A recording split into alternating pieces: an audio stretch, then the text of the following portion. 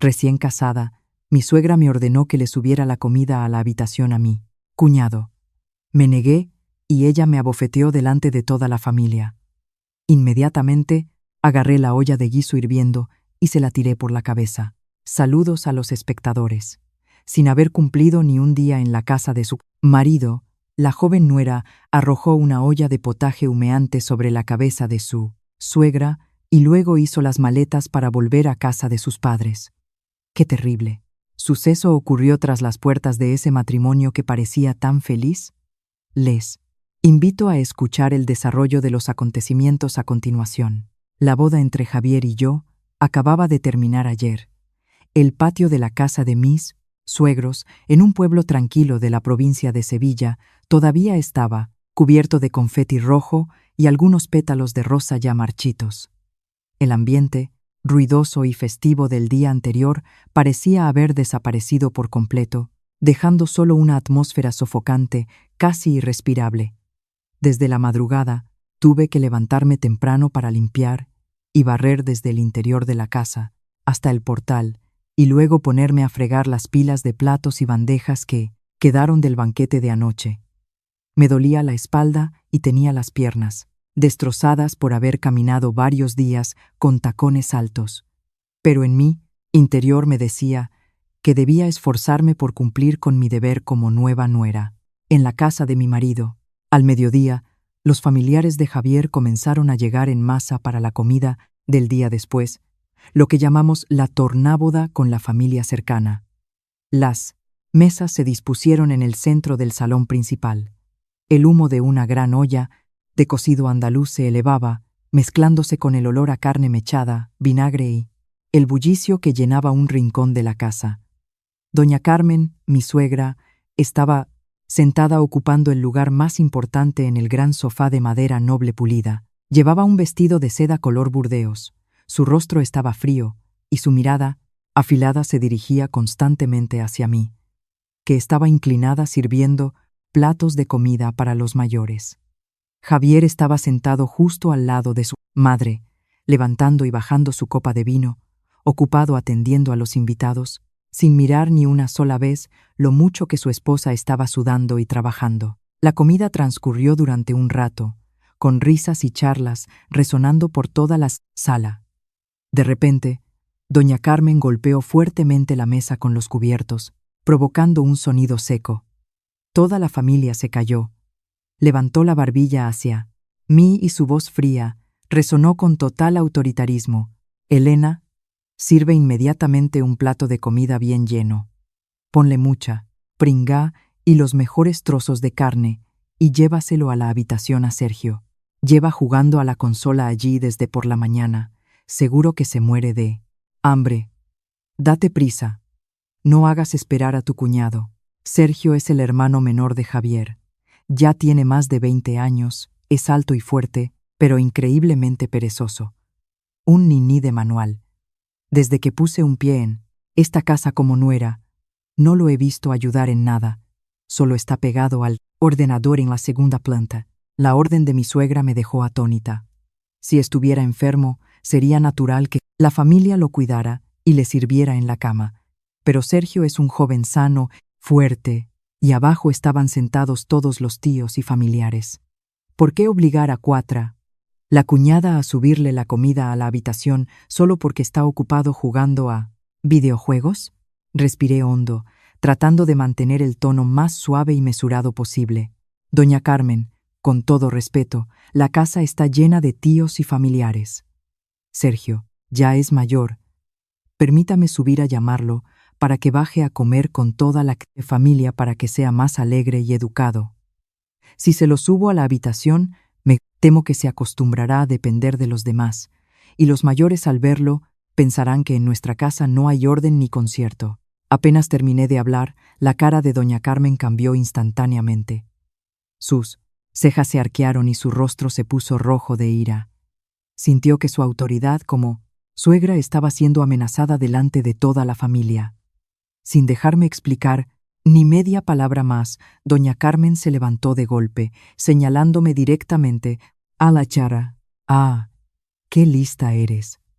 Apenas llevas un día en esta casa y ya te atreves a darle lecciones a tu suegra y a tu cuñado. ¿Te crees que porque tu familia tiene un poco de dinero puedes venir aquí a hacerte la reina? Esta casa tiene suerte de haber recibido a una nuera tan maleducada como tú.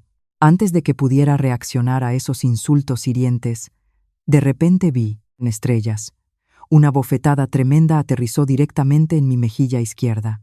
El sonido seco resonó en el salón silencioso. La fuerza de la bofetada de una mujer en pleno ataque de ira fue tal que me hizo tambalear y casi caer. Un hilo de sangre salada brotó de la comisura de mi boca. Mis oídos zumbaban, una mejilla me ardía, estaba hinchada y me dolía muchísimo. Miré fijamente a doña Carmen y luego me volví hacia Javier, el hombre con el que acababa de jurar amor eterno. Esperaba que él se levantara para detener a su madre, para proteger a su esposa, pero no. Javier seguía sentado allí, impasible. Me miró con los ojos, desorbitados, y su tono se unió con resentimiento al de su madre. ¿Qué actitud es esa, Elena? Si mi madre te dice algo, obedeces y punto. ¿Qué es eso de replicar? Si como nuera no sabes cuál es tu lugar. No me culpes. Sí, dejo de tenerte consideración. La bofetada de mi suegra no dolió tanto como la ingratitud y la cobardía de mi marido.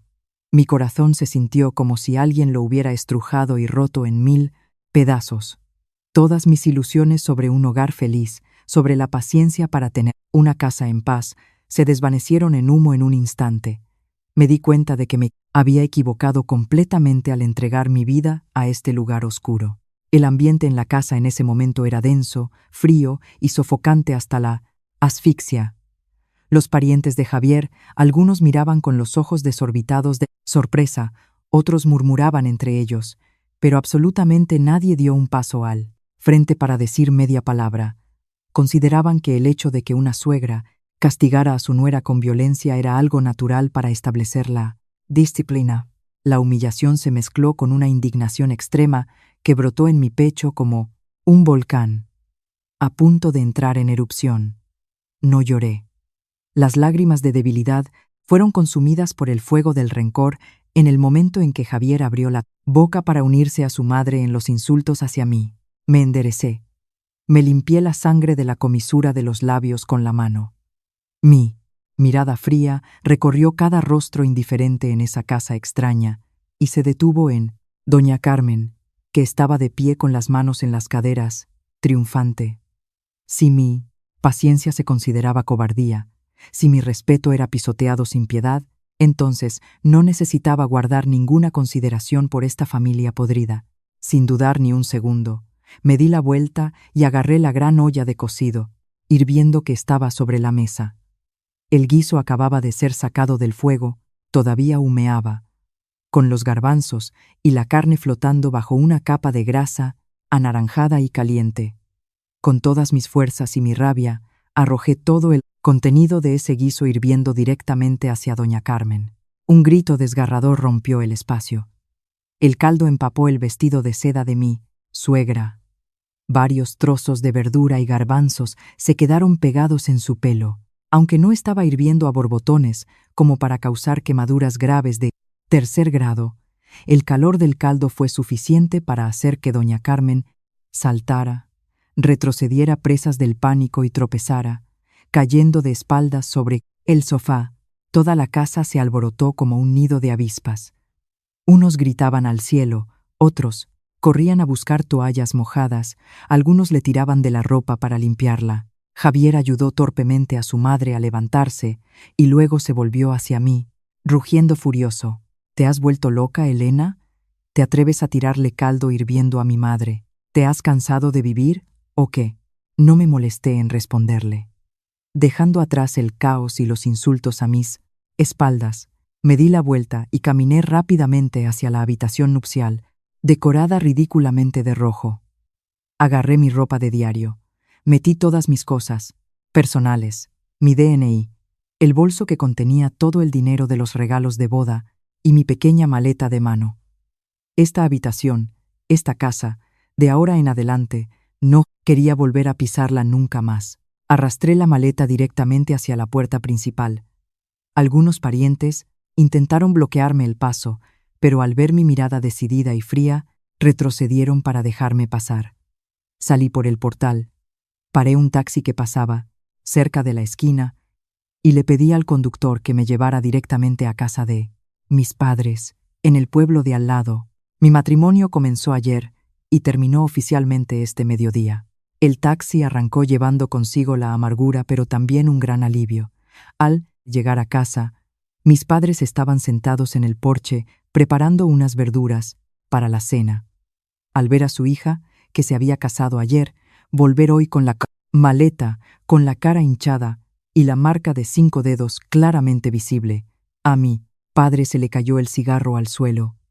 Mi madre corrió alarmada a abrazarme. Sus manos callosas temblaban al tocar la marca roja en la mejilla de su hija. ¡Ay, Dios mío!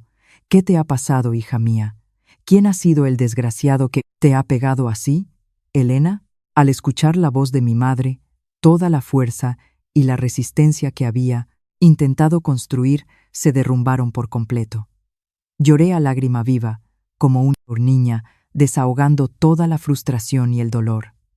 Le conté todo lo sucedido, desde el plato de comida para el cuñado hasta la bofetada de fuego de la suegra y la cobardía del hombre al que llamaba marido. Mi padre, al escucharlo, se le hincharon las venas de la frente. Golpeó fuertemente la mesa de madera con la mano. Su voz era grave pero decidida. Os hemos criado y dado estudios para que nadie os pisotee como si fuerais basura. Quédate aquí con nosotros. Te apoyo para que te divorcies inmediatamente. Una familia tan patriarcal y violenta, un día más allí es un día más de sufrimiento en tu vida, hija. Las palabras de mi padre fueron como un bálsamo milagroso que alivió tanto el dolor físico como el mental. Me sequé las lágrimas y asentí con fuerza. Así es, todavía tengo a mi familia, a mis padres que me aman incondicionalmente. Cortaré este lazo cruel con mis propias manos para rehacer mi vida. Esa noche, tumbada en mi pequeña cama de siempre en mi habitación de la infancia, no podía dormir. Los horribles sucesos del mediodía se repetían una y otra vez en mi cabeza, impidiéndome pegar ojo. Aunque mis padres me habían consolado y animado, mi mente estaba llena de preguntas sin respuesta. ¿Por qué Javier cambió de actitud tan rápido? Cuando éramos novios, siempre parecía un hombre tranquilo, complaciente y muy comprensivo. Fue precisamente por esa fachada brillante que acepté casarme con él.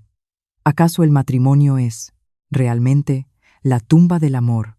¿O desde el principio todo fue una farsa hábilmente orquestada? A la mañana siguiente, cuando los primeros rayos de sol se colaban por la ventana, mi teléfono sonó insistentemente. Era Lucía, mi mejor amiga de la universidad. Una persona increíblemente astuta y perspicaz. La voz de Lucía al otro lado de la línea era apresurada. Jadeaba como si acabara de correr una maratón. Elena, ¿dónde estás? Escúchame bien. Mantén la calma, ¿vale? Javier no es el buen tío que tú crees. Acabo de enterarme de una noticia bomba gracias a un conocido que se mueve en ambientes turbios. Mi corazón latía con fuerza. Un mal presentimiento me subió directo al cerebro. Me senté de golpe en la cama, agarrando el teléfono con fuerza. Estoy en casa de mis padres. La historia de ayer es muy larga. Estoy a punto de divorciarme. ¿Qué ha pasado? Dímelo claro, Lucía. Al otro lado de la línea, suspiró aliviada. Luego, Lucía soltó una retahíla de verdades horripilantes. Menos mal que estás en casa. Javier es un ludópata, un adicto a las apuestas deportivas de alto nivel. Elena. Tiene deudas hasta el cuello por todas partes, desde el banco hasta prestamistas ilegales y usureros.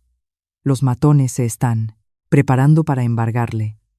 Mañana mismo, toda su familia te tendió una trampa. Saben que tu familia tiene algo de dinero y se casaron contigo con el objetivo principal de sacarte el dinero de los regalos de boda y los ahorros que tenéis en común, unos 15.000 euros, para tapar los agujeros y pagar las deudas de su hijo antes de que le den una paliza.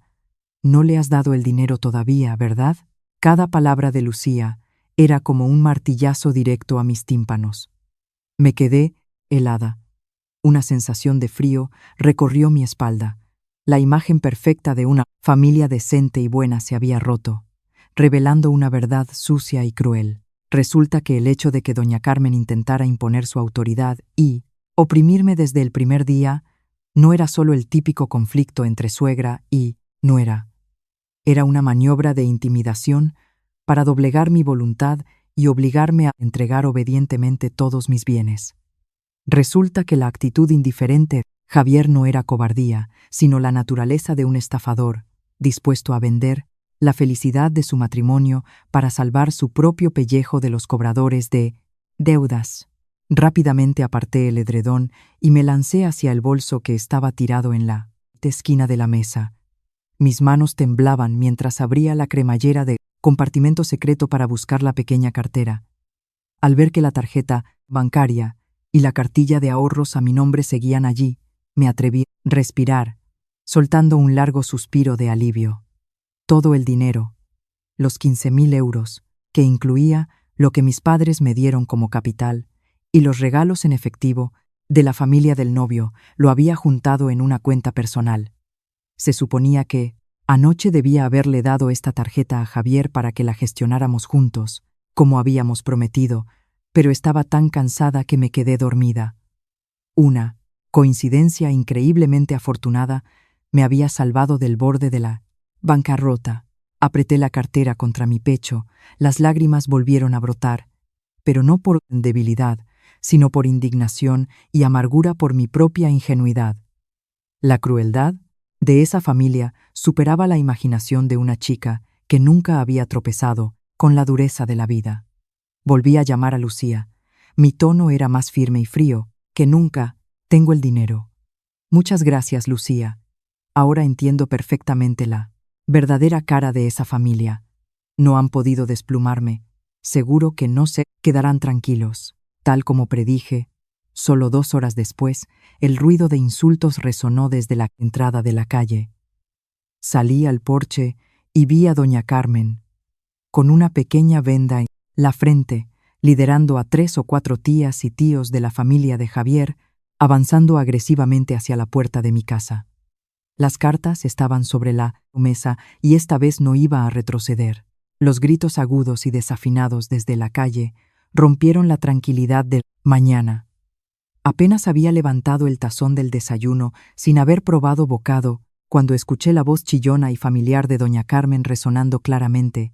Estaba de pie justo frente a la puerta de hierro de mi casa, con las manos en las caderas. Todavía llevaba la pequeña venda blanca en la frente. Detrás de ella iban 3 o 4 parientes del lado de mi marido, todos con caras de pocos amigos, con una actitud asesina, como si se prepararan para una pelea. Los vecinos comenzaron a entreabrir sus puertas, mirando hacia afuera. Los murmullos y cotilleos crecían a cada momento. Señor Manuel, señora Rosa, si tienen vergüenza salgan aquí, que el pueblo entero juzgue si hay derecho a que una nuera, recién llegada a casa de su marido, sin llevar ni un día, le tire una olla de agua hirviendo a la cara a su suegra, luego se escape robando los 15.000 euros de la boda. Estafadora, devuelve el dinero a esta familia, y luego si quieres divorciarte o hacer lo que quieras, hazlo. Mi padre, al oír que gritaban su nombre, se puso morado de ira. Soltó el tazón del desayuno, se levantó de golpe con intención de salir corriendo, pero mi madre lo retuvo rápidamente. Respiré hondo, reprimiendo la ira en el fondo de mi corazón, y tomé suavemente la mano de mi padre. Les dije a mis padres que este asunto había empezado por mí. Yo debía ser quien lo resolviera directamente. No podía dejar que mis padres cargaran con la falsa acusación de estafa. Abrí la puerta principal de par en par. Caminé con paso firme hacia el patio, enfrentándome directamente a la mirada asesina de doña Carmen. Mi ex-suegra, al verme aparecer, tomó impulso para avanzar. Me señaló directamente a la cara, gritando las palabras más venenosas. Ella calumnió a mi familia.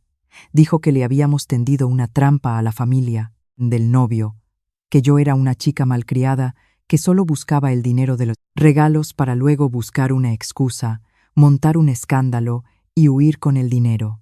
Los parientes detrás de ella también se unieron, soltando palabras desagradables, exigiéndome que devolviera todo el dinero y las joyas de la dote inmediatamente, o de lo contrario llamarían a la Guardia Civil para que me llevaran a la cárcel.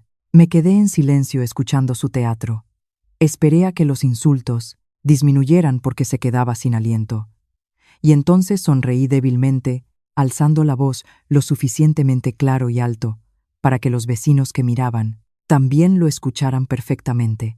Doña Carmen, no me amenace con la Guardia Civil. Le diré una cosa. El dinero, de los regalos y los ahorros, es capital que ambas familias me dieron para mí, un futuro, y actualmente está en una cuenta a mi nombre. No he cogido ni un céntimo de su familia, ni he gastado nada en asuntos personales. Pero si quiere saber la razón por la que tuve que llevarme ese dinero inmediatamente, pregúntele a su precioso hijo cuánto dinero debe a los usureros por las apuestas deportivas. Doña Carmen, al escuchar las palabras usureros y apuestas deportivas, cambió de color instantáneamente. La agresividad de antes desapareció, reemplazada por el nerviosismo. Sus ojos se movían de un lado a otro, tartamudeó intentando negarlo, pero no le di oportunidad de abrir la boca. Di un paso adelante y continué hablando con claridad. Su familia sabía perfectamente que Javier estaba endeudado hasta las cejas, que los matones estaban a punto de ir a su casa a embargar, por eso se apresuraron a pedir mi mano, para echarle el guante a esos 15.000 euros y pagar las deudas de su hijo. Ayer usted buscó una excusa para oprimirme solo para romper mi voluntad, para obligarme a entregar obedientemente todas las tarjetas bancarias a su familia, ¿verdad? Qué mala suerte para usted que me haya enterado de toda la verdad. ¿A que estos tíos y tías que vienen con usted no tenían ni idea de que el nieto mayor de la familia es un adicto al juego? Los parientes, al oírme decir eso, se quedaron atónitos y se volvieron para mirar a doña Carmen con sospecha. Empezaron a murmurar entre ellos preguntándose cuál era la verdad del asunto. Al ser desenmascarada su verdadera cara a plena luz del día, la vergüenza de doña Carmen se convirtió en ira, gritó y se abalanzó hacia mí, con la intención de arañarme, pero antes de que pudiera tocarme, una figura alta se interpuso frente a mí. Mi padre, empuñando su bastón de madera maciza, salió con cara de pocos amigos, apuntó con el bastón directamente a la cara de ella, y su voz resonó como un trueno. Si se atreve a tocarle un solo pelo a mi hija, ¿no respondo de mí?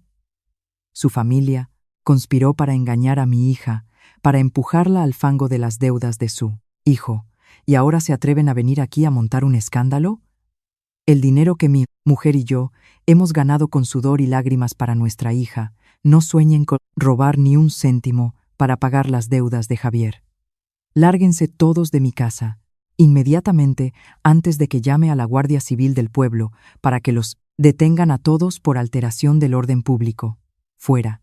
La actitud feroz de mi padre, sumada a la verdad expuesta sobre las deudas de Javier, hizo que la gente de la familia de doña Carmen sintiera verdadero miedo. Los parientes de Javier se miraron nerviosos y se dieron la vuelta en silencio, para escabullirse, dejando a doña Carmen sola y desamparada. Al ver que ya no tenía a nadie de su lado, doña Carmen tuvo que tragarse el orgullo, mientras retrocedía para salir de la calle, murmuraba maldiciones sin sentido. Rápidamente se marchó con el rabo entre las piernas. La puerta de hierro se cerró de golpe, dejando atrás las miradas curiosas de los vecinos y un raro momento de paz para mi familia. Parecía que el escándalo con la familia de mi marido se había calmado temporalmente después de que mi padre echara a doña Carmen de la puerta. Durante varios días seguidos, me encerré en mi habitación, cortando todo contacto con Javier y su familia, solo esperando el día en que el juzgado me citara para resolver la demanda de divorcio. Pero la vida siempre tiene giros crueles que uno no puede prever. En la cena de esa noche, mi madre preparó sardinas asadas, un plato que le sale muy rico, aromático. Normalmente me encanta, pero no sé por qué, nada más oler el pescado, Mi estómago dio un vuelco. Solté los cubiertos rápidamente, me tapé la boca. Corrí al baño con náuseas. Una sensación de fatiga y mareo invadió mi cuerpo, haciendo que no pudiera mantenerme en pie. Mi madre, al verlo, corrió alarmada a frotarme la espalda. La mirada de mi madre recorrió mi rostro pálido. La intuición de una mujer con experiencia hizo que se sobresaltara. Mi madre corrió rápidamente a la farmacia de la esquina. Compró una prueba de embarazo y me la trajo. Sostuve la prueba en mi mano. El corazón me latía con fuerza. Mis manos temblaban sin control. Los 5 minutos de espera en el baño se hicieron eternos como un siglo. Y entonces 2 rayitas rojas aparecieron claramente. El cielo se derrumbó ante mis ojos. Me deslicé por el frío suelo de baldosas. Las lágrimas brotaron a raudales. ¿Por qué ahora? ¿Por qué una nueva vida elige aparecer justo cuando sus padres se consideran enemigos? Justo cuando estoy buscando cualquier forma de escapar de esa familia terrible. Si tengo al bebé, tendrá un padre adicto al juego, estafador. ¿Qué será de su vida? Y si renuncio a él, es un pecado terrible que mi conciencia nunca me permitirá. Mi madre me abrazó y las dos lloramos desconsoladamente. Mi padre estaba de pie fuera de la puerta. Su sombra en la pared parecía 10 años más vieja. Un suspiro desgarrador resonó en el silencio. Toda la casa estaba sumida en una atmósfera de tristeza y desesperación extrema. Mi madre me aconsejó que mantuviera la calma. Donde hay vida, hay esperanza. Un hijo es una bendición de Dios. No se puede hablar de abortar así como así. Pero, si la familia de mi marido se entera de que estoy embarazada, seguramente usarán el embarazo para atormentarme y obligarme a pagar las deudas de Javier. No podía quedarme sentada esperando. Al día siguiente, decidí buscar un despacho, abogados en la capital de provincia para pedir consejo. La abogada Marta, encargada de mi caso, es una mujer muy astuta, tranquila y comprensiva. Después de escucharme exponer todo el asunto, desde las deudas con los usureros, el maltrato, hasta el hecho de que acababa de descubrir que estaba embarazada, la abogada Marta entrelazó sus manos, pensó un momento y luego habló analizando la situación detalladamente. Elena, entiendo y simpatizo mucho con tu situación. Legalmente, el divorcio unilateral cuando la esposa está embarazada se puede resolver, pero el proceso se alargará y los trámites serán bastante complicados, especialmente si la otra parte intenta obstaculizarlo y no coopera. Javier y su familia necesitan dinero, seguro que no firmará fácilmente los papeles del divorcio si no consigue su objetivo. Pero tienes en tus manos una carta muy fuerte, y es el bebé que llevas dentro. La miré sorprendida, sin entender lo que quería decir. Me sirvió un vaso de agua. Su tono se volvió más decidido y frío. Esas familias de pueblo con mentalidad tradicional como la de doña Carmen desean enormemente un nieto, especialmente el primer nieto varón, para continuar el linaje. Javier es el hijo mayor. Pueden ser crueles con la nuera, pero nunca querrán perder la sangre de su propia familia. Te aconsejo que uses el embarazo como herramienta de negociación. Cuando vayáis al juzgado para conciliación, declara rotundamente que si Javier no firma la demanda de divorcio, irás inmediatamente a abortar. Ataca directamente su deseo desesperado de tener un nieto. Solo el miedo a perder a su descendencia hará que te dejen en paz obedientemente. Al escuchar el consejo de la abogada Marta, sentí un escalofrío. Usar a mi propio hijo, aún no nacido, como cebo para amenazar. Esta acción era demasiado y cruel para una madre. Pero pensándolo bien, si me ablandaba, si mostraba debilidad y amor por el bebé, la familia de mi marido aprovecharía esa debilidad para destrozarme hasta los huesos. No podía enterrar mi juventud con un adicto al juego, y mucho menos dejar que mi hijo naciera en un entorno lleno de engaños y crueldad. Apreté los puños y asentí, aceptando el plan de Marta. Una guerra psicológica brutal me esperaba, y yo tenía que ser la ganadora. El día que el juzgado de primera instancia citó a los dos cónyuges para la conciliación fue también un día de cielo nublado y gris, presagiando una gran tormenta. Me vestí con ropa sencilla, me recogí el pelo en un moño alto y llevé todos mis documentos de identidad, el expediente de las deudas de Javier que me había proporcionado Lucía y la ecografía del feto que aún olía a tinta fresca. Mis padres querían acompañarme para apoyarme, pero me negué rotundamente. Esta era mi propia batalla, tenía que enfrentarla sola y terminar con todo el rencor hacia ese hombre. Javier llegó más de 30 minutos tarde. Caminó por el pasillo del juzgado con aspecto demacrado, barba de varios días, y un fuerte olor a tabaco mezclado con alcohol barato emanaba de su ropa. Al contrario de ese aspecto lamentable, la actitud de Javier era increíblemente arrogante. Al verme sentada en el banco, espera, sonrió con desprecio, se sentó de golpe a mi lado, cruzó las piernas y las movió desafiante. ¿Crees que divorciarse es tan fácil? Te lo digo claro, debo más de 20.000 euros en apuestas, los matones amenazan con partirme las piernas. Si quieres, firme este papel, trae los 15.000 euros de los ahorros.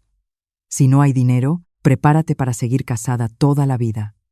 Si yo no vivo tranquilo, tú tampoco, tendrás días de paz. Cada palabra que salía de la boca de Javier no era diferente al veneno de una serpiente. No mostraba ningún remordimiento por haberme engañado. Ni le comentados tan ni será, importaba el honor de la familia. Solo le interesaba sacar dinero para salvar su miserable vida de los cobradores. Miré al hombre frente a mí, sintiendo una oleada de asco en la garganta. No me enfadé, ni lloré. Solo abrí tranquilamente mi bolso, saqué la ecografía en blanco y negro y la puse con fuerza sobre la mesa de cristal frente a él. Javier, míralo bien. Estoy embarazada de casi 6 semanas. Este hijo es sangre, de tu sangre. Javier se quedó atónito. Agarró el papel, sus ojos hundidos y ojerosos miraban fijamente las conclusiones del médico. La mano que sostenía el papel temblaba. Ligeramente, un rayo de esperanza brilló en los ojos turbios del adicto al juego. Tiró el papel sobre la mesa y se rió a carcajadas de forma maníaca, como si creyera tener la sartén por el mango. Ah, ¿estás preñada? Entonces, menos aún puedes divorciarte. ¿Crees que alguien querrá cargar con una mujer divorciada y encima con un bombo? Si eres lista, trae el dinero obedientemente para pagar mis deudas y vuelve a casa a pedirle perdón a mi madre. Consideraré dejarte tener al bebé en paz. Miré directamente a sus ojos codiciosos. Mi tono era afilado y frío como un iceberg. Te equivocas, Javier. No he traído este papel para retenerte ni para pedir tu compasión. Te doy exactamente 5 minutos. O firmas inmediatamente esta demanda de divorcio para liberarme, o iré directamente de este juzgado a una clínica privada para abortar ahora mismo. Prefiero cargar con el pecado de no tenerlo que dejar que nazca con un padre que es escoria adicta al juego como tú. La confianza y la arrogancia de Javier se hicieron añicos en un instante. Quedó boquiabierto mirándome como si fuera un monstruo desconocido. No podía creer que esa chica amable y tímida de antes pudiera decir palabras tan duras, crueles. Sabía que yo no estaba bromeando. Mi mirada decidida demostraba que estaba dispuesta a hacer cualquier cosa para cortar el vínculo con su familia. La mentalidad tradicional de su familia, que anhelaba un nieto, de repente se convirtió en su punto débil. Incapaz de mantener la calma, Javier sacó rápidamente su teléfono y llamó a su madre.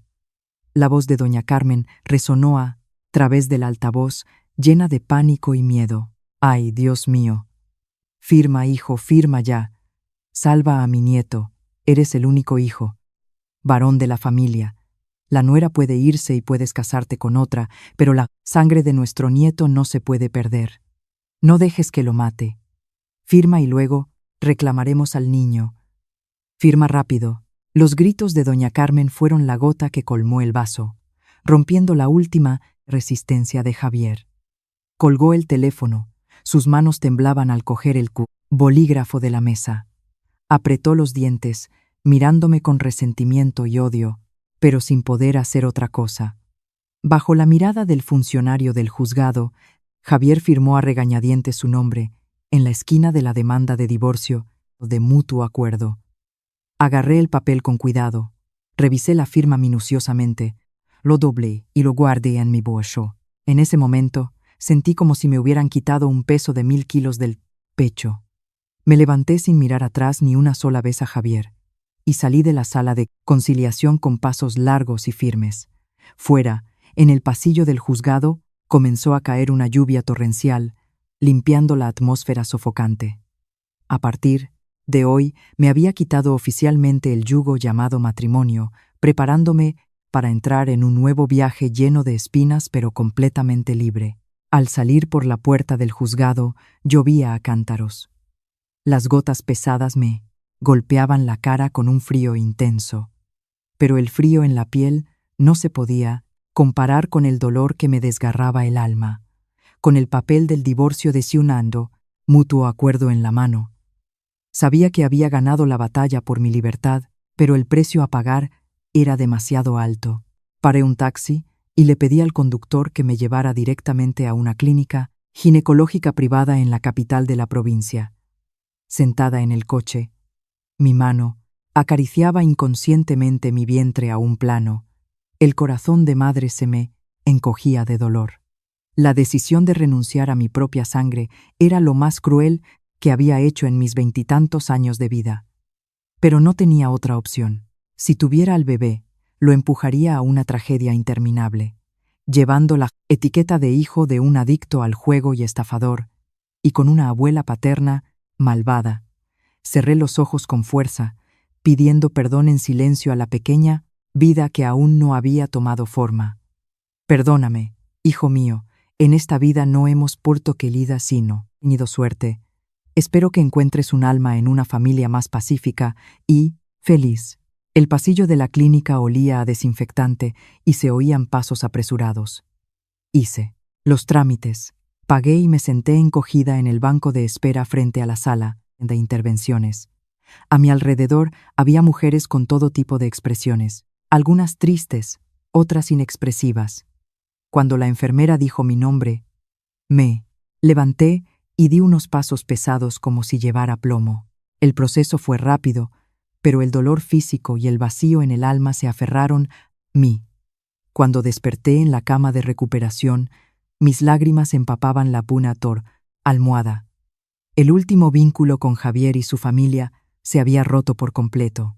Me levanté con esfuerzo, pagué los gastos médicos y tomé un taxi de vuelta a casa, llevando conmigo un corazón roto pero decidido. Al volver al pueblo, todo parecía haber cambiado. La historia de una novia que hace las maletas para volver a casa de sus padres después de solo un día de casada y que le tira caldo hirviendo a su suegra, se había convertido en el tema de conversación más candente en todos los rincones, desde el mercado hasta la plaza. La familia de doña Carmen, resentida por no haber podido sacarme el dinero y haber sido forzada al divorcio, fue pregonando por todas partes que yo era una chica malcriada y una fresca. Ella inventó historias diciendo que yo tenía un amante y que le había tendido una trampa a la familia del novio para robar los 15.000 euros de la boda y huir. Los vecinos, que no conocían los detalles, simplemente se lo contaban unos a otros. Cada vez que mi madre iba al mercado a comprar verduras o pescado, tenía que soportar miradas inquisitivas, murmullos y señalamientos a sus espaldas.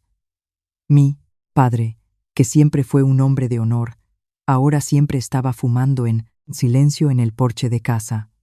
Sus suspiros tristes se alargaban en la noche, silenciosa. Al mismo tiempo, Lucía llamó para informar que los usureros habían perdido la paciencia. Enviaron a un grupo numeroso de matones con bates y pintura roja para manchar y destrozar la puerta de la casa de doña Carmen en el barrio de al lado, para cobrar la deuda. Javier, temiendo por su vida, había huido en medio de la noche sin dejar rastro, dejando a doña Carmen y a su hermano menor en casa para enfrentar las consecuencias. Esa familia ahora vivía en el caos, con las puertas cerradas a cal y canto día y noche por miedo a la venganza de los matones. Al escuchar esa noticia, no sentí alegría, solo cansancio. Su espiral de deudas y odio había arrastrado indirectamente el honor de mi familia por el fango. Al ver a mis padres, ya mayores, teniendo que soportar la presión de la opinión pública por culpa de su hija, mi corazón se llenó de una amargura indescriptible. Quedarme en el pueblo en este momento no era una buena solución. Necesitaba un tiempo y espacio para sanar mis heridas, y lo más importante, tenía que irme para que los rumores se calmaran gradualmente y devolvieran la paz a la vida de mis padres. En la cena de esa noche, dejé los cubiertos sobre la mesa, tomé las manos callosas de mi madre y hablé: «Papá, mamá, cada día que me quedo en casa, el pueblo cotillea más. No quiero que por mi culpa tengáis que escuchar cosas desagradables. He decidido que mañana iré a Madrid a buscar trabajo. Tengo un título, tengo algo de experiencia, de cuando era estudiante, confío en que podré valerme por mí misma. Vosotros, cuidaos mucho en casa. Cuando todo se calme, volveré a visitaros a menudo». Mi padre reflexionó un buen rato, apagó el cigarro que estaba fumando y asintió con la cabeza. Comprendió que su hija necesitaba un nuevo entorno para empezar de nuevo. A mi madre se le saltaron las lágrimas. Se apresuró a recoger mi ropa y metió en mi maleta varios tuppers con comida casera, embutidos y queso para que me los llevara a la ciudad y ahorrara en comida. A la mañana siguiente, cuando la niebla aún no se había disipado del todo, agarré mi familiar maleta negra con ruedas y subí al autobús de línea que iba de Sevilla a Madrid, dejando atrás las miradas crueles y los chismes de la gente, dejando atrás una juventud llena de tragedias. Dirigí mi mirada hacia adelante, donde me esperaban edificios altos y un nuevo comienzo. El autobús se detuvo en la estación sur de Madrid cuando el sol estaba en su punto más alto. El calor del inicio del verano en Madrid era sofocante, golpeándome la cara y dándome la sensación de no poder respirar. Arrastré la maleta entre la multitud apresurada. El ruido de las bocinas de los coches y las motos era ensordecedor. Gracias a la recomendación de un conocido por internet, encontré un pequeño apartamento en un callejón estrecho y laberíntico en el Túnel Laberíntico, barrio de Lavapiés. La habitación que alquilé tenía apenas 10 metros cuadrados, era una bujardilla o con techo de uralita, solo tenía una cama plegable, un ventilador viejo y un pequeño rincón para cocinar. La primera noche en la ciudad extraña, el calor que irradiaba el techo de uralita me hizo dar vueltas en la cama, sudando y empapando la espalda de mi camiseta.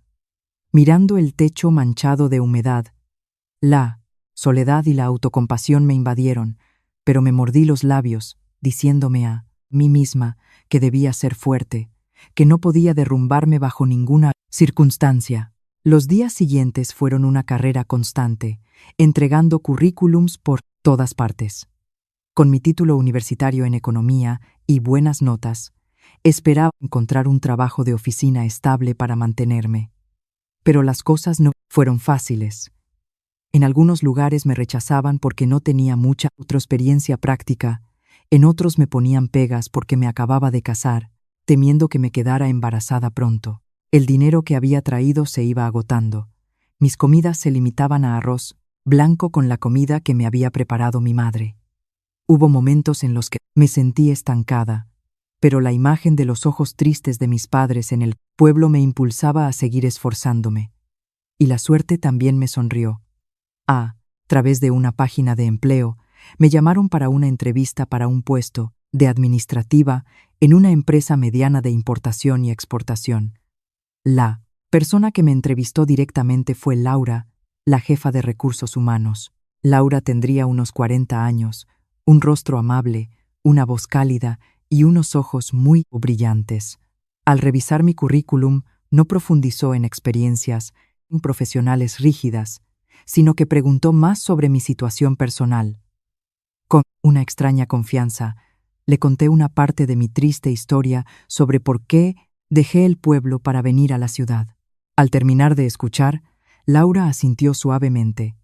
Dejó la carpeta a un lado y me dijo sonriendo: el trabajo administrativo no requiere ser brillante, pero sí meticulosidad, diligencia y capacidad de trabajo.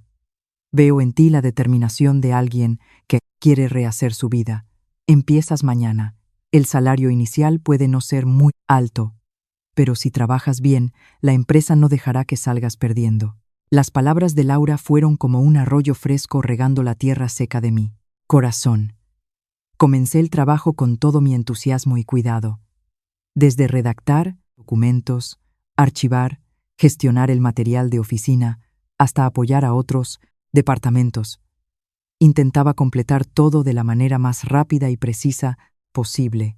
Siempre llegaba temprano a la empresa para limpiar, preparar café y siempre era la última en irme para comprobar que las luces y las puertas estuvieran cerradas. Mi diligencia fue ganando puntos a los ojos de mis CIAs, compañeros y especialmente de Laura. Laura no era solo una jefa, sino que era como una hermana mayor. Sabiendo que estaba alquilando una habitación en una zona cutre y poco segura, ella misma me ayudó a encontrar otra habitación más espaciosa y limpia, situada cerca de su casa y a un precio muy razonable. Como la casera era conocida suya, los fines de semana Laura solía invitarme a comer a su casa, enseñándome a cocinar platos típicos madrileños, compartiendo conmigo habilidades para la vida y cómo comportarme en la oficina. Gracias al calor humano y la protección de Laura, mis heridas emocionales comenzaron a cicatrizar. Empecé a sonreír más, a comprarme algo de ropa nueva, a usar un poco de maquillaje para que mi rostro se viera más alegre. Mi vida fue entrando gradualmente en una órbita estable, pacífica y llena de esperanza. Pensé en secreto que quizás la tormenta había quedado atrás. Mi pacífica vida de oficina duró más de 3 meses, hasta que una noticia impactante llegó, rompiéndolo todo. Durante la pausa para comer, recibí una llamada de Lucía, mi amiga del pueblo. La voz de Lucía al otro lado de la línea estaba muy alarmada, acompañada por el ruido del tráfico de la calle. Elena, ¿sabes la noticia? La Guardia Civil ha detenido a Javier. Esta mañana, la Guardia Civil ha ejecutado una orden de detención en su casa por un delito de estafa y apropiación indebida. Dicen que falsificó documentos de tierras de vecinos del pueblo para empeñarlos y pedir préstamos para pagar deudas de juego. Todo el pueblo está revolucionado. Me quedé atónita, se me cayó el bolígrafo sobre la mesa. Un escalofrío recorrió por mi espalda. Aunque había previsto las consecuencias de involucrarse en el juego y con usureros, no esperaba que Javier fuera tan audaz como para estafar los bienes de gente inocente. La ley no perdona a nadie. El final de ir a la cárcel, para él era también el karma inevitable. Suspiré, le pedí a Lucía que siguiera la situación y colgué. Me dije a mí misma que sus asuntos ya no tenían nada que ver conmigo. Estábamos divorciados. Todo había terminado. Pero había subestimado la desvergüenza de la familia de doña Carmen. Unos 2 días después, mientras estaba en la recepción de la planta baja para recoger un paquete para la empresa, una figura familiar irrumpió a través de la puerta de cristal del edificio. Era doña Carmen. Estaba mucho más delgada. Vestía de forma descuidada y sucia, con el pelo enmarañado como un nido de pájaros. En su rostro se reflejaba claramente el agotamiento, el pánico. De alguna manera milagrosa, tal vez preguntando a mis antiguos compañeros de universidad o siguiendo a conocidos de su pueblo, había encontrado la dirección exacta donde yo trabajaba. Apenas me vio, los ojos de doña Carmen se iluminaron como los de alguien que se está ahogando y encuentra un salvavidas. Ignorando las miradas de sorpresa del guardia de seguridad y de las decenas de personas que pasaban por el vestíbulo, se abalanzó para agarrar el borde de mi camisa, llorando y gritando ruidosamente: «Elena, hija mía, te lo ruego, te lo suplico, salva a Javier. La Guardia Civil se lo ha llevado. Dicen que ha cometido un delito muy grave, que tiene que ir a la cárcel más de 10 años. Un día de matrimonio son 100 días de gracia, todavía tienes los 15.000 euros de la boda. Trae ese dinero para asumir la deuda en lugar de Javier, para que retiren los cargos. Hija, si no lo salvas, esta familia se quedará sin descendencia. Hija mía. Los gritos y llantos de doña Carmen resonaron por todo el vestíbulo de la planta baja, atrayendo la atención de todos los empleados de las empresas del edificio. La gente comenzó a detenerse, señalar y murmurar. Algunos compañeros de mi empresa que volvían de comer también se quedaron parados, mirando con los ojos muy abiertos la increíble escena que tenían delante. Doña Carmen no se detuvo en tirarme de la ropa. De repente se arrodilló en el suelo de mármol pulido. Se abrazó fuertemente a mis piernas, golpeando su cabeza contra el suelo para montar el número.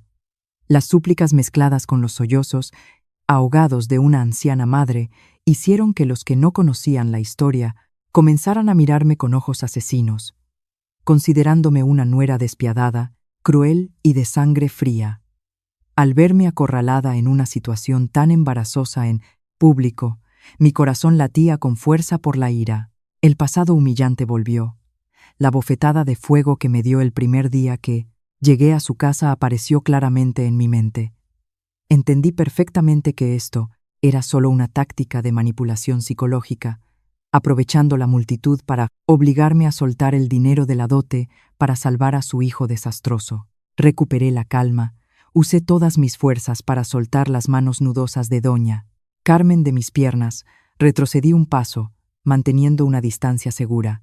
Respiré hondo, dejando a un lado el miedo al qué dirán, y alcé la voz de forma fría y decidida: «Doña Carmen, levántese, deje de hacer teatro aquí. Su hijo y yo estamos divorciados». El juzgado ya ha emitido una sentencia clara, en blanco y negro, certificando que ya no tenemos ninguna relación legal. Mi dinero es el que mis padres me dieron. No tiene nada que ver con su familia. Si su hijo juega, estafa y viola la ley, debe enfrentar el castigo del Estado. No espere usar trucos de llanto para obligarme a asumir la deuda de un criminal. No tengo la obligación, nunca daré ni un céntimo por esa familia que me pisoteó. Al oírme decir eso, doña Carmen supo que no podía cambiar la situación, así que cambió de cara más rápido que el tiempo. Dejó de llorar, me miró con furia, soltando los insultos más vulgares, maldiciéndome diciendo que recibiría mi karma.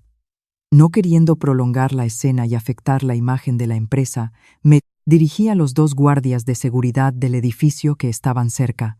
«Por favor, ¿podrían ayudarme a invitar a esta señora a salir? Esta persona no es empleada ni tiene cita de trabajo.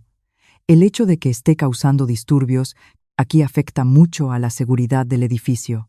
Los guardias de seguridad se acercaron inmediatamente, invitando firmemente a doña Carmen a salir del vestíbulo. Ella se resistió, forcejeando, sin dejar de maldecir hasta que la empujaron completamente hacia la acera. Cuando la puerta de cristal se cerró, bloqueando todo el ruido, suspiré aliviada. Me arreglé la ropa y luego sonreí inclinando la cabeza para disculparme con los compañeros de alrededor por el incidente. Laura bajó de la planta de arriba, habiendo presenciado el final de la historia. Se acercó, una palmadita en el hombro, sus ojos llenos de comprensión. Sabía que acababa de superar una prueba psicológica difícil, demostrando que la Elena débil y sumisa de antes había muerto de verdad, dejando paso a una mujer valiente que se atrevía a levantarse para defender los logros de su vida. Madrid me recibió con los chaparrones de verano que iban y venían, dejando un ambiente fresco y agradable después de días de sol abrasador. El trabajo en la oficina seguía su curso habitual. Desde el día que eché a doña Carmen del vestíbulo de la empresa, estaba convencida de que se había dado por vencida ante la dificultad y no se atrevería a venir a la ciudad a molestarme más. Pero no imaginaba que la crueldad de esa persona había superado todos los límites morales que podía imaginar. El viernes por la tarde, mientras estaba concentrada escribiendo el informe de fin de semana para enviárselo a Laura, el teléfono sobre la mesa vibró intensamente. La pantalla mostraba el número de mi madre. Presintiendo que algo malo había pasado, Pedí permiso rápidamente para salir al pasillo a contestar. Apenas me puse el teléfono en la oreja, escuché a mi madre llorar a lágrima. ¡Viva! Su voz estaba ronca por el pánico. Elena, vuelve al pueblo inmediatamente. La abuela Isabel está en urgencias. En el hospital comarcal. ¡Ay, hija mía! La tensión de la abuela se ha disparado. El médico dice que es muy peligroso. Sentí como si alguien me estrujara el corazón. Mi abuela Isabel ya tenía más de 80 años. Su salud era débil y tenía antecedentes de enfermedades cardíacas. Desde pequeña, crecí en los brazos amorosos y con los cuentos de mi abuela. Para mí, ella era la persona más querida del mundo. Temblaba, tratando de mantener la voz calmada para preguntar a mi madre los detalles del suceso. Mi madre lloraba mientras contaba: esta mañana tu padre y yo fuimos a trabajar al campo y no estábamos en casa, solo estaba la abuela sentada en el porche. No sé qué veneno le ha entrado a esa bruja de Carmen desde que volvió de la ciudad, que se atrevió a traer gente hasta la puerta de casa de la abuela para insultar. Gritaba que tú eres una desgracia, una nuera fresca y malvada. Te calumnió diciendo que le tendiste una trampa a Javier para que fuera a la cárcel y luego robaste todo el dinero de su familia para huir. La abuela oyó el ruido y salió con su bastón. Es muy mayor y está débil. Al oír a la bruja de Carmen soltar esos insultos terribles dirigidos a su nieta, se indignó tanto que no pudo decir palabra. Se desplomó en el patio y se desmayó. Los vecinos la descubrieron y llamaron rápidamente a la ambulancia para llevarla. Al escuchar esto, la sangre me hirvió en las venas. La gota había colmado el vaso. Doña Carmen, al no poder sacarme dinero, se volvió para descargar su ira cruelmente sobre una anciana débil e indefensa. Esta acción no solo era cobarde, sino un crimen imperdonable. Volví inmediatamente a la oficina. Le pedí permiso a Laura para tomarme unos días libres por una emergencia familiar. Laura, al ver mi cara pálida, no preguntó mucho. Aprobó la solicitud inmediatamente y me dijo que me fuera, tranquila, a resolver los asuntos familiares. Agarré mi bolso rápidamente, tomé un taxi a la estación sur para coger el primer autobús de vuelta a Sevilla y luego al pueblo. Sentada en el autobús, viendo pasar el paisaje a ambos lados de la carretera, sentía un fuego ardiendo en mi interior. Mis manos estaban apretadas la una contra la otra hasta que los nudillos se pusieron blancos. Me prometí a mí misma que esta vez no cedería ni un segundo más. Tenía que cortar de raíz la maldad de esa familia para proteger a mis seres queridos. Llegué al hospital comarcal cuando ya estaba anocheciendo. El olor a desinfectante que me golpeó la nariz aumentó mi tensión. Mis padres estaban sentados aturdidos frente a la puerta de la unidad de cuidados intensivos. Al verme llegar, mi padre levantó la cabeza. Sus ojos estaban inyectados en sangre por el cansancio y la ira. Mi madre apoyó la cabeza en mi hombro, llorando desconsoladamente. El médico salió para informar que la abuela había superado la fase crítica, pero necesitaba quedarse en observación especial porque debido a su avanzada edad y debilidad, el shock psicológico reciente había afectado mucho a su sistema nervioso. Mirando a través del cristal de la puerta de la habitación, viendo a mi abuela tumbada inmóvil en la cama rodeada de cables, mis lágrimas caían sin control. El remordimiento porque mis problemas hubieran afectado a mi familia me desgarraba el alma. Me sequé las lágrimas, les dije a mis padres que se quedaran cuidando a la abuela.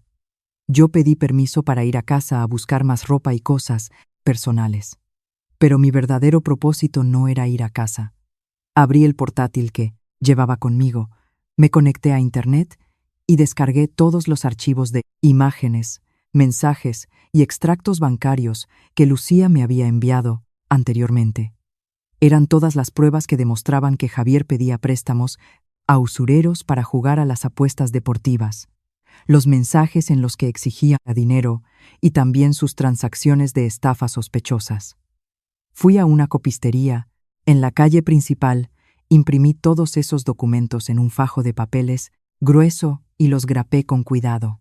Tomé un mototaxi directamente a la casa de doña Carmen. La casa de 2 plantas, de estilo tradicional, que una vez fue su orgullo, ahora estaba desolada. La puerta de hierro estaba manchada con pintura roja con frases de cobro de deudas. Golpeé la puerta con fuerza. Un rato después, doña Carmen abrió la puerta, asomándose. Al verme, su cara cambió de color. Iba a abrir la boca para insultar, pero fui más rápida y le tiré el pesado fajo de papeles directamente a la cara. Los papeles se soltaron, cayendo esparcidos por el patio. Recójalos y léalos bien. He tenido paciencia. Me he ido lejos para que su familia estuviera tranquila. Pero usted me ha llevado al límite. Se ha atrevido a tocar a mi abuela y ha hecho que tenga que ir a urgencias. ¿Se cree que no tengo forma de darle una lección a su familia? En esos papeles están todos los extractos bancarios, mensajes de apuestas y préstamos con usura de su hijo. También están los mensajes donde Javier admite haber estafado dinero a otras personas. Doña Carmen se agachó temblando para recoger algunos papeles y mirarlos. Bajo la tenue luz de la farola, los números y los mensajes aparecían claramente, innegables. Las manos huesudas de ella temblaban. Sus labios se movían sin poder emitir sonido. Di un paso adelante, pronunciando cada palabra con un tono frío y afilado como un puñal.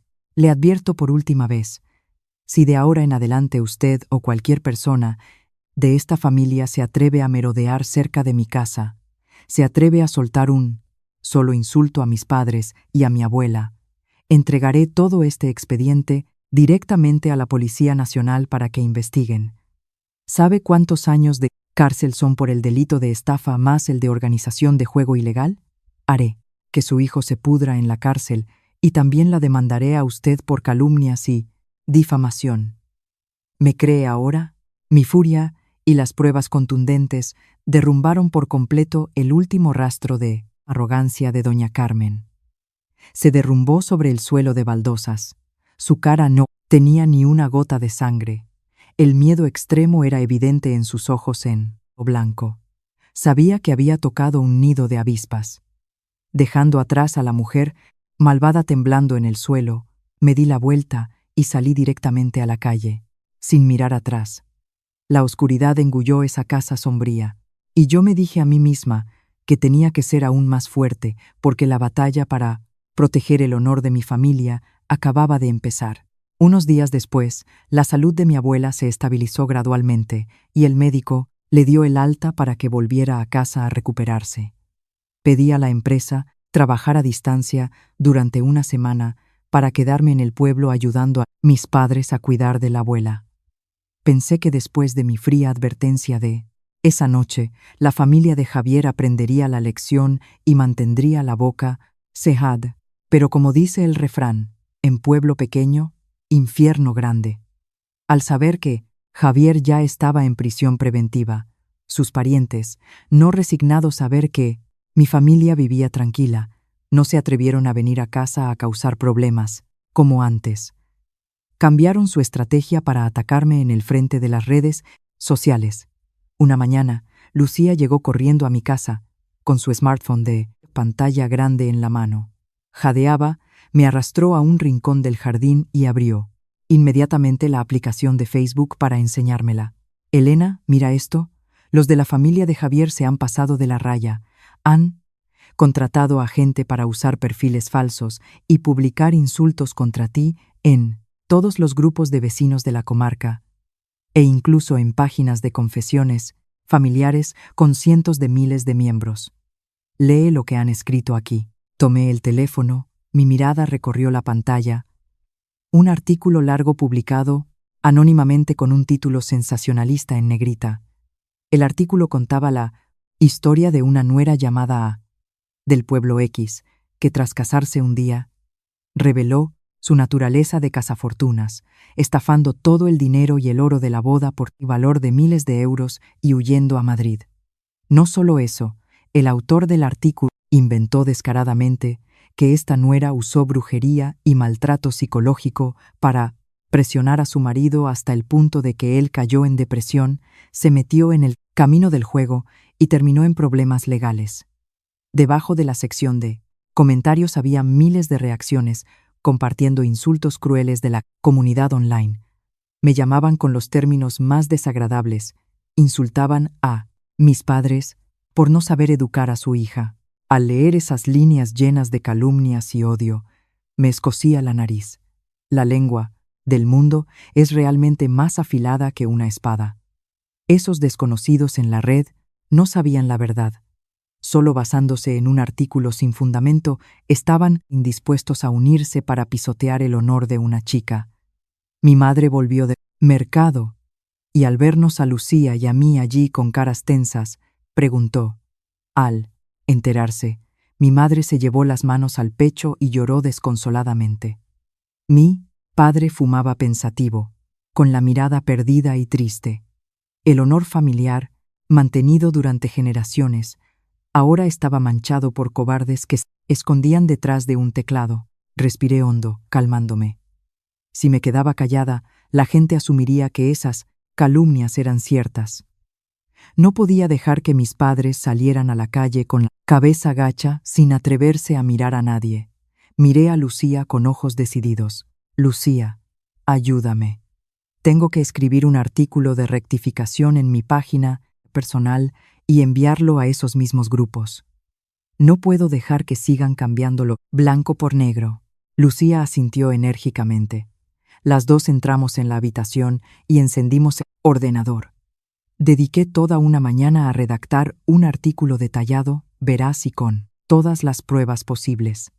Conté toda la historia desde el primer día como nuera, siendo obligada a servir a mi cuñado, siendo abofeteada por mi suegra en medio de la comida.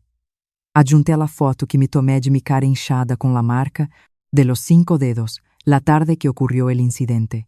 A continuación, publiqué todos los extractos bancarios, capturas de pantalla de los mensajes de Javier pidiendo préstamos a usureros, mensajes donde Javier admitía jugar y tener deudas antes de casarse conmigo. Finalmente, subí la imagen de la sentencia de divorcio, de mutuo acuerdo del juzgado, y el documento de confirmación de que Javier estaba en prisión preventiva por delito de estafa. Usé palabras sinceras, sin insultar ni vejar a la familia de mi exmarido. Solo conté la verdad tal como fue, desde la perspectiva de una mujer engañada, maltratada y que tuvo que levantarse sola para recuperar su libertad. El artículo, apenas una hora después de ser publicado, atrajo miles de interacciones. El poder de la verdad, sumado a las pruebas irrefutables en blanco y negro, cambiaron instantáneamente las tornas. La comunidad online es muy perspicaz por naturaleza. Al ver las fotos de los extractos claros y la orden de detención con sello oficial, entendieron inmediatamente quién era el que se hacía la víctima para engañar a la opinión pública. La corriente de comentarios cambió rápidamente. Miles de comentarios, defendiéndome, simpatizando con el sufrimiento de una nuera pisoteada. Se volvieron para criticar ferozmente a la familia de Javier, condenando la acción violenta de la suegra y los vicios del marido jugador. La publicación difamatoria anónima anterior fue reportada masivamente por los usuarios hasta que desapareció de Facebook. Los parientes de Javier, avergonzados y humillados, tuvieron que cerrar todas sus cuentas personales porque los internautas entraron a atacarlos. La tormenta de la opinión pública finalmente se puso del lado de la justicia.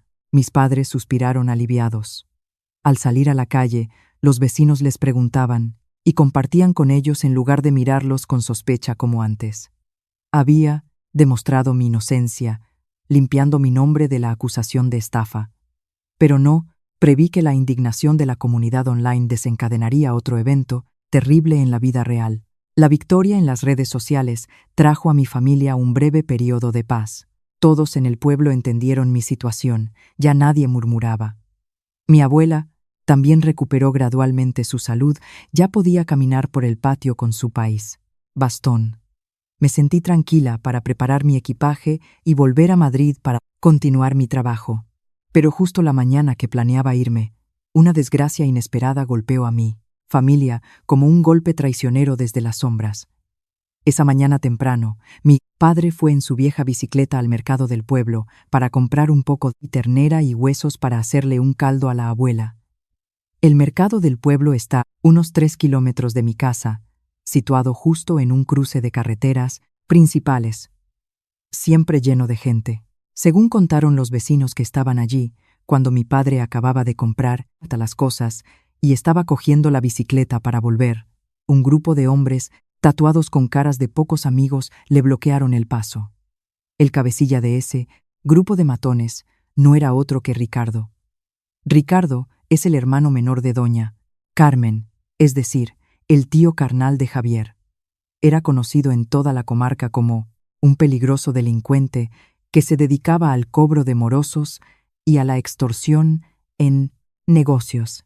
El hecho de que yo publicara la verdad en la red no solo hizo perder la cara a la familia de Javier, sino que indirectamente expuso la red de préstamos usureros de ellos, afectando gravemente a los negocios de Ricardo. Furioso por ser insultado por la comunidad online y perder su reputación de tipo duro, Ricardo decidió descargar su ira sobre mi padre para vengarse. Ricardo avanzó agresivamente. Agarró a mi padre por el cuello de la camisa, gritando insultos, culpando a mi familia de destrozar la casa de su hermana. Mi padre, aunque era un hombre pacífico, era increíblemente duro. No se acobardó, respondió directamente. Quien siembra vientos, recoge tempestades. Esa familia engañó a mi hija, así que deben enfrentar las consecuencias legales. Al ver que mi padre no se sometía, Ricardo, furioso, lanzó un puñetazo directo a la cara de mi padre. El golpe de un matón corpulento hizo que mi padre se tambaleara y cayera a la carretera de asfalto. La bicicleta se volcó, la carne y el pescado esparcieron. No contento con eso, Ricardo le dio varias patadas más a mi padre, soltó amenazas y luego se subió a una moto con sus secuaces y se marcharon a toda velocidad ante el estupor de los presentes. Cuando recibí la llamada de una vecina que estaba en el mercado dando la noticia, sentí que el mundo se hundía bajo mis pies. Tiré la maleta y junto con mi madre tomamos un mototaxi directamente al centro de salud del pueblo. Al entrar en la sala, al ver a mi padre tumbado en la camilla de sábanas blancas, me dolió el corazón como si me clavaran miles de agujas. El rostro curtido de mi padre estaba hinchado, un ojo morado. La comisura del labio sangrando ya había sido vendada cuidadosamente por el médico. Su ropa estaba manchada de barro y rasguños. Mi madre corrió a abrazar a mi padre, llorando desconsoladamente. Mi padre hacía muecas de dolor, pero intentaba sonreír para consolar a mi madre. Me miró, con voz ronca pero tratando de parecer fuerte. No me pasa nada, Elena. Son solo unos rasguños, no te preocupes. Esos matones solo se aprovechan de los débiles porque son muchos, pero la ley está ahí. No pueden hacerle nada a nuestra casa. Mañana vete a Madrid a trabajar, no faltes, estropees tu trabajo. Mis lágrimas caían por mis mejillas. El remordimiento se apoderó de mi pecho. Sí, no me hubiera empeñado en divorciarme. Si no los hubiera desenmascarado, mi padre no habría tenido que sufrir este dolor físico. Toda su vida había sido un agricultor honesto, nunca había tenido problemas con nadie, y ahora en su vejez era golpeado brutalmente por unos matones en público. Solo por querer protegerme, por apoyarme en la búsqueda de mi felicidad, mi padre tuvo que pagar un precio demasiado alto. Tomé la mano áspera de mi padre y la apreté contra mi mejilla. El resentimiento en mí se convirtió en un bloque de hielo frío. Había pensado que solo con huir, con usar la ley y la opinión pública para protegerme, sería suficiente. Pero me equivoqué. Con matones como Ricardo, la paciencia y la razón no sirven de nada. Solo entienden el lenguaje de la fuerza. Papá, perdóname. Soy una mala hija por dejar que sufras. Pero tranquilo, te prometo que yo misma te haré justicia. Acabaré con esta cadena de abusos por su parte.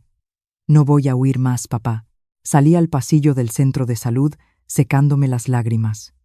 Mi cara se endureció, mi mirada era afilada y decidida. Saqué el teléfono y llamé inmediatamente a Lucía. Ella era la que mejor conocía la información sobre los delincuentes de la zona. Necesitaba saber dónde estaba la guarida de Ricardo y, lo más importante, necesitaba pruebas para acabar con la arrogancia de ese tipo. Ya había retrocedido suficiente. Esta vez entraría yo misma en la boca del lobo, usando sus propios métodos para darles una lección merecida. El viaje a Madrid tuvo que posponerse porque la batalla final en casa acababa de comenzar de verdad. Sentada en el pasillo del centro de salud, apretaba el teléfono en mi mano. La mirada dolorida de mi padre y las lágrimas de amargura de mi madre me obsesionaban. La indignación ahora no estallaba violentamente como una llama al viento, sino que se condensaba en un bloque de hielo afilado, frío y decidido. Sabía que llorar o quejarse ahora no resolvería el problema. Matones como Ricardo solo saben usar la violencia para intimidar. Se apoyan en la fuerza bruta y las relaciones turbias para oprimir a los agricultores honestos. Pero habían olvidado una cosa: incluso el gusano más manso se revuelve si lo pisas. Y yo ya no era la chica ingenua y fácil de intimidar de antes. Llamé a Lucía, pidiéndole que averiguara toda la información sobre los negocios, obra de Ricardo. Lucía tenía familia trabajando en organismos oficiales en la capital, los de provincia, además de su naturaleza espabilada.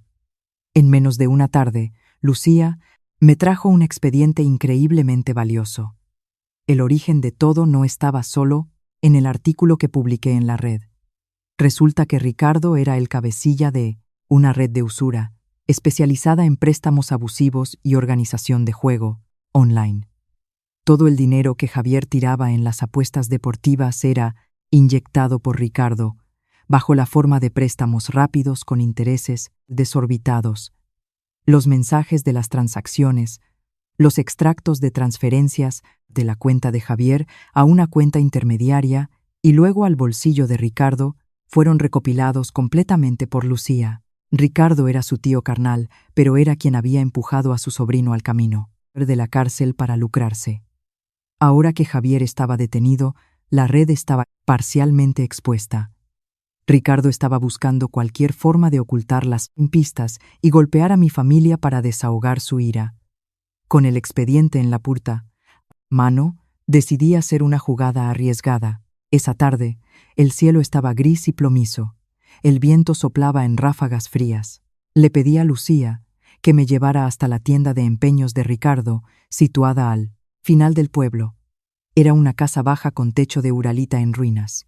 Fuera, colgaba un cartel oxidado y desconchado que decía: préstamos, ayuda financiera. Dentro, el olor a humo de tabaco rancio salía hasta la puerta. Ricardo estaba sentado con las piernas cruzadas en una silla de madera, jugueteando con una taza de café espeso, rodeado de 3 o 4 secuaces tatuados jugando a las cartas por dinero. Al verme entrar, Ricardo sonrió con desprecio. Sus ojos mostraban claramente su naturaleza matonil y arrogante. Levantó la barbilla hacia mí, su tono era arrastrado y lleno de amenaza. Dijo que hoy venía a dar la cara. Seguro que para pedir perdón en nombre de mí, su viejo y terco padre. También soltó amenazas, diciendo que si no sabía comportarme, y quitaba inmediatamente el artículo de la red, y compensaba los daños al honor de la familia de su hermana. Mañana, no solo mi padre iría al hospital, sino que toda mi familia no podría vivir en paz. Sus secuaces al oír eso se rieron a carcajadas, uniéndose a las obscenidades para intentar asustarme. Pero no me inmuté. Me quedé de pie, con los brazos cruzados, mirando directamente a la cara al tipo que acababa de pegar a mí. Padre.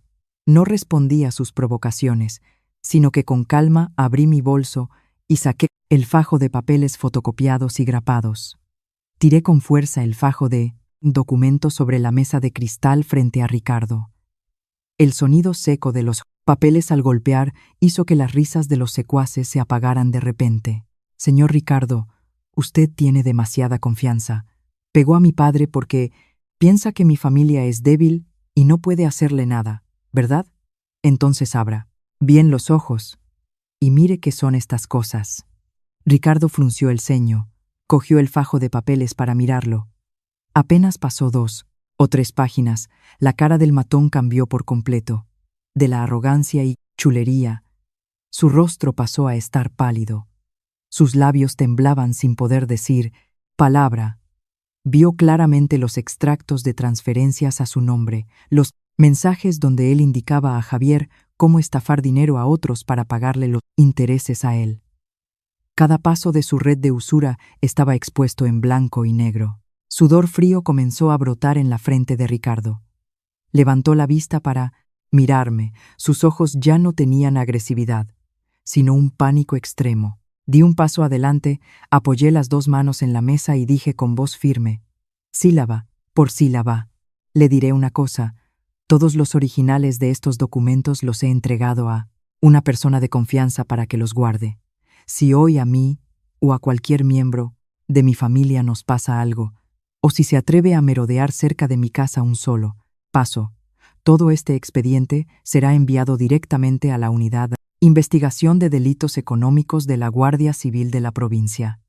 El delito de usura más el de organización de juego ilegal es suficiente para que se pudra en la cárcel durante décadas, perdiendo todo su negocio y dinero. Al oír la palabra cárcel, Ricardo se derrumbó por completo.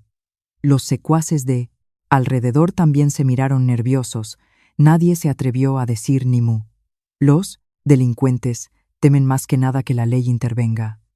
Ricardo se levantó, torpemente, sus manos temblaban mientras las juntaba frente a su pecho. Bajó la voz, cambiando su actitud 180 grados, tartamudeando súplicas. Me pidió que tuviera piedad. Admitió que había perdido los estribos por el enfado. Me pidió que por favor no le arruinara la vida. Miré fríamente al cobarde que temblaba frente a mí. Puse mis condiciones muy claras. Primero, usted y toda la familia de doña Carmen deben desaparecer completamente de la vida de mi familia. Segundo, esta misma tarde, usted, personalmente, debe llevar un regalo de disculpa a la cama del hospital para pedirle perdón a mi padre. Si incumple media palabra, no tendré piedad. Ricardo asintió apresuradamente como un loco, jurando y prometiendo de todo. Menos de 1 hora después, en la habitación del centro de salud del pueblo, los presentes estaban totalmente sorprendidos al ver al matón más famoso del pueblo entrar humildemente con una gran cesta de frutas y una caja de dulces caros. Ricardo se inclinó 90 grados frente a mi padre. Su voz era apenas un susurro, reconociendo su culpa, dándose bofetadas en la boca por haber sido tan estúpido de pegar a una persona mayor. Mi padre, aunque muy sorprendido, mantuvo su compostura. No quiso aceptar el regalo, solo hizo un gesto con la mano para que se lo llevara y viviera haciendo el bien. La escena del matón, teniendo que inclinar la cabeza y pedir perdón, hizo que todo el resentimiento en mi corazón desapareciera. Sabía que de ahora en adelante mi familia realmente tendría paz. Después de pasar por tormentas consecutivas que golpearon a mi familia, mi mentalidad cambió por completo al ver el pelo de mi padre cada vez más blanco. Al mirar las manos callosas de mi madre por el trabajo duro, me di cuenta de que esta vida es increíblemente corta. El dinero y la fama en la gran ciudad no se pueden comparar con las cenas familiares cálidas, donde están los seres queridos, siempre con los brazos abiertos para recibirme. No quería seguir viviendo lejos, teniendo que correr para tomar el autobús los fines de semana para visitar mi casa solo por unas pocas horas. Decidí quedarme en el pueblo, reconstruir mi vida en la misma tierra que me vio crecer. Llamé por teléfono a Laura, mi jefa, y también mi benefactora en la ciudad. Le expuse sinceramente mi deseo de dejar el trabajo para volver al pueblo a cuidar de mis padres ancianos. Laura escuchó mis confidencias con profunda comprensión. No me reprochó nada, al contrario, me animó mucho. Dijo que la paz en el alma es lo más valioso, y confiaba en que con mi valentía, ahora donde quiera que estuviera viviría bien. Al recibir el apoyo de Laura, recogí oficialmente mi equipaje, devolví la pequeña habitación alquilada y subí tranquilamente al último autobús, dejando atrás la ruidosa capital. Al volver a casa, usé los 15.000 euros del dinero de la dote, el único capital que había salvado con mi vida, para establecer un plan de negocio. Donde vivo es una zona residencial concurrida cerca del mercado, la escuela y el ayuntamiento, pero carecía de lugares de desayuno limpios y de calidad. De pequeña, mi abuela me enseñó el secreto para cocinar unas croquetas de puchero increíblemente deliciosas. La bechamel cremosa, el sabor intenso de la carne del cocido y el rebozado crujiente hacían que cualquiera que las probara no las olvidara nunca. Hablé con mis padres sobre la idea de abrir un pequeño bar especializado en las croquetas de la abuela Isabel, poniéndole mi nombre, Las Croquetas de Elena. Mis padres al principio estaban un poco preocupados porque temían que trabajara demasiado, madrugando y trasnochando, pero al ver mi mirada decidida, asintieron y prometieron ayudarme. Me puse manos a la obra para alquilar un local pequeño, ordenado situado justo en un cruce de calles. Pinté y arreglé el local para que estuviera luminoso y limpio. Yo misma fui a elegir cada mesa de acero inoxidable, brillante, cada silla de plástico rojo, compré vajilla blanca nueva. El cartel de Las Croquetas de Elena se colgó bien recto. Los primeros días, preparándonos para la inauguración, toda mi familia estuvo ocupada desde la madrugada. Mi madre se encargaba de ir al mercado a las 3 de la mañana para comprar los ingredientes frescos para el puchero. Mi padre se encargaba de picar la carne y preparar la masa. Y yo asumía la etapa más importante, que era darle el punto exacto a la bechamel y freírlas para que la capa exterior quedara crujiente, pero el interior siguiera suave y cremoso. El día de la inauguración, el aroma irresistible de las croquetas recién hechas se extendió por todo el barrio. El color dorado del rebozado, el interior, cremoso y humeante, creaban un plato irresistible. Los clientes al principio entraban por curiosidad, porque querían apoyar a la hija de Manuel y Rosa, que acababa de pasar por una mala racha. Pero tan pronto como probaban el primer bocado, la exquisitez y el sabor casero los conquistaban por completo. El boca a boca funcionó. Uno se lo recomendaba a otro. Y en solo el primer mes, mi bar de croquetas se convirtió en el lugar de desayuno y tapeo más concurrido de la zona. Aunque el trabajo físico era duro, siempre oliendo a fritura, me sentía increíblemente feliz. Gracias a mi carácter abierto y amable y la sonrisa siempre en mis labios, los clientes siempre se sentían cómodos como en casa. Los ingresos del local aumentaban día a día. El dinero entraba a raudales, superando con creces el salario de empleada de oficina en la ciudad. Me convertí en una pequeña empresaria segura, independiente y dueña de mi vida. Mis padres también estaban mucho más contentos. La salud de mi abuela había mejorado completamente gracias a tener a sus hijos y nietos cerca día y noche, viendo a la familia reunida alrededor de la mesa en la cena, después de un día de trabajo, duro pero lleno de risas. Agradecí al cielo en silencio. La tormenta finalmente se había alejado, dejando paso a una vida pacífica y libre que siempre había anhelado. El tiempo pasó volando como un río que fluye silenciosamente, llevándose los altibajos de la vida humana. Habían pasado muchos años desde el día que me fui de la casa de mi marido para construir mi propio negocio desde cero.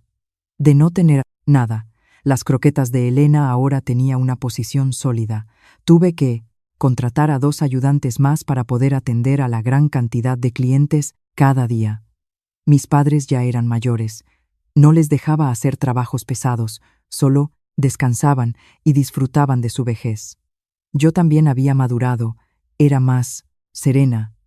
Las preocupaciones y tristezas del pasado habían sido lavadas por el tiempo, dejando un rostro radiante y pacífico. Una tarde de otoño, la luz dorada del sol se filtraba a través de las hojas de los árboles frente al local. El clima era fresco, el flujo de gente en la calle también disminuía gradualmente. Mi bar ya tenía pocos clientes, Solo quedaban unos pocos comiendo las últimas raciones. Estaba ocupada limpiando las mesas de acero inoxidable con un paño húmedo para prepararme para cerrar y descansar, cuando una sombra se alargó en el suelo de baldosas. Un hombre entró en el local, con pasos lentos y cojeando. El sonido de pasos pesados resonó en el espacio silencioso, haciéndome levantar la cabeza para mirar. Me quedé paralizada unos segundos. Me costó reconocer al hombre que tenía delante. Era Javier. El hombre que una vez fue mi marido, que solía tener una apariencia elegante, arrogante y cruel, ahora estaba demacrado hasta el punto de ser increíble. Estaba delgado y moreno, con los pómulos hundidos, revelando claramente las marcas del tiempo en prisión. Su pelo corto y descuidado ya tenía canas. La ropa que llevaba estaba vieja y desgastada en codos. Caminaba cojeando, consecuencia de las peleas en la cárcel o tal vez de una enfermedad no tratada adecuadamente. Acababa de cumplir su condena hacía unos días, regresando con las manos vacías, un futuro oscuro y la carga de la culpa pesando sobre sus hombros. Javier se quedó encogido en un rincón del local, sin atreverse a entrar más adentro. Sus ojos hundidos y turbios me miraron furtivamente y luego bajaron rápidamente para mirar la punta de sus zapatos desgastados. La arrogancia y la codicia del hombre que una vez quiso llevarme a la ruina habían desaparecido, dejando solo una profunda inseguridad y complejo. Me quedé quieta en mi sitio, con el paño de limpiar todavía en la mano. Mis emociones en ese momento eran increíblemente extrañas. No sentía odio, no sentía ira, tampoco tenía ninguna intención de ser sarcástica o insultarlo. Lo único que surgió en mi corazón en ese momento fue un suspiro secreto por una vida humana que se había equivocado de camino. El karma es evidente, el precio que tuvo que pagar fue suficiente para lo que causó. El silencio reinó durante un largo rato. Finalmente Javier abrió la boca con dificultad, su voz era ronca, temblando en el viento frío del otoño. Elena, lo siento, esta disculpa te la debo desde hace muchos años. Mi madre y yo os causamos a ti y a tu familia demasiado sufrimiento. Durante los años en la cárcel, he pensado mucho. Estoy muy arrepentido. Sé que no tengo derecho a esperar tu perdón. Solo quería venir aquí para ver que estás bien, decir una palabra de disculpa e irme.